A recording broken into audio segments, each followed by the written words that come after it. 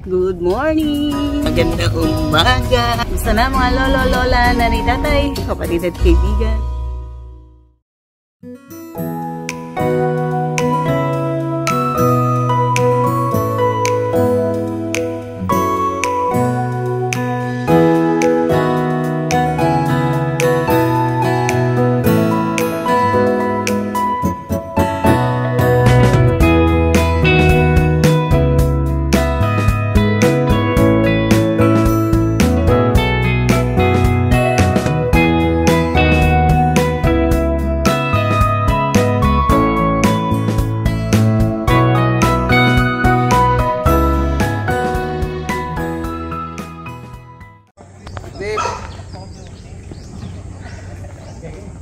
Pabalik na tayo.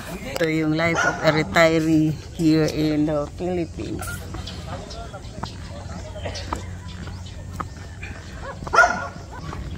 Ayan o.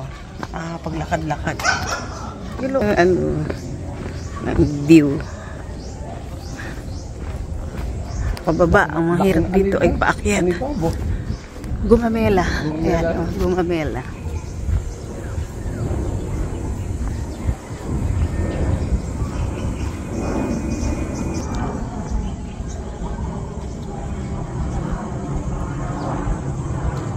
It's early morning, so it's either pumasok na sa school at sa opisina. So dito tayo sa bandang Patag. So what street is this? Anong street naman ito?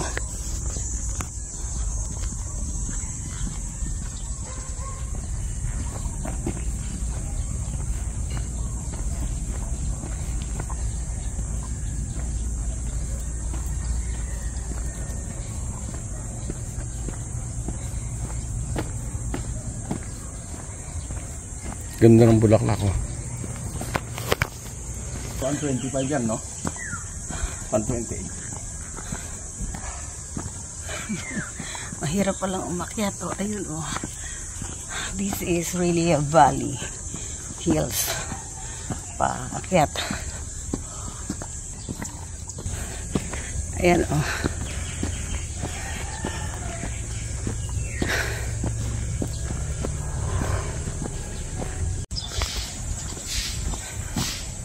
Napagod na yung mama na yung lola na kasama ko. Ngayon na.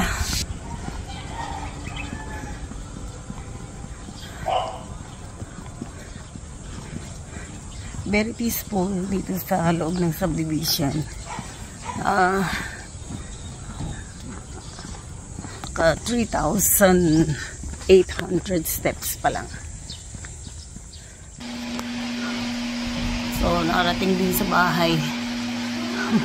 Pawis na pawis ang lola. Mainit.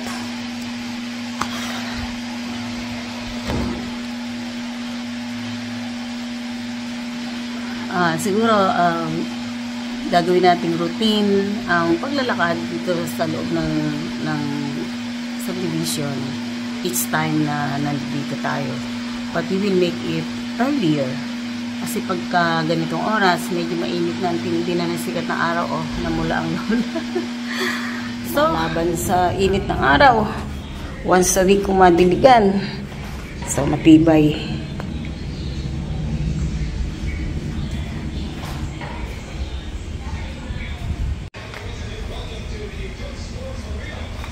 Ito yung ating ligaw na kamatis. Dami na binunga. So, hindi na natin pinatay kasi sayang naman.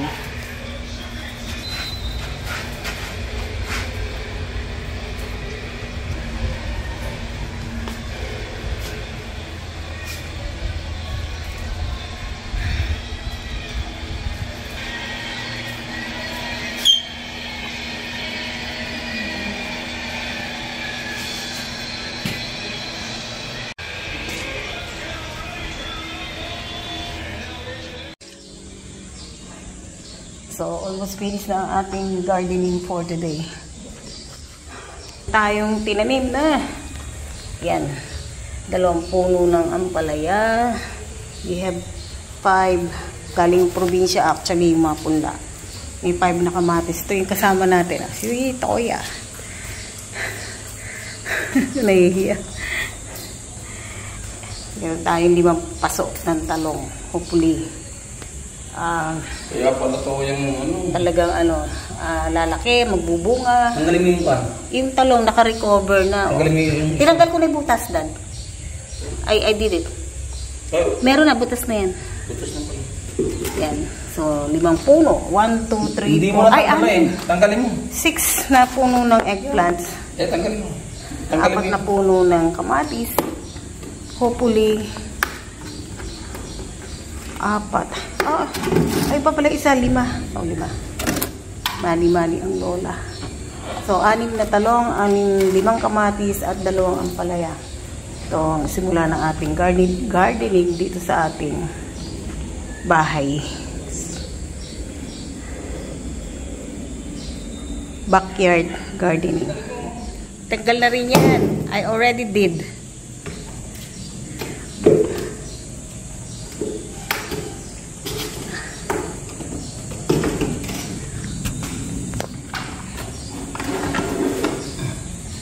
Busy. So, hindi lang sa farm tayo magtatanim, dito rin sa house. Tingnan natin kung magiging successful ang ating backyard gardening. So, umpisa pa lang ito, then later on, we plan to build yung pataas. So, mga lola, I hope na sinamahan ninyo ang Lola Miray for the whole time na nandito tayo sa Pilipinas. And see you in Hong Kong. Bye!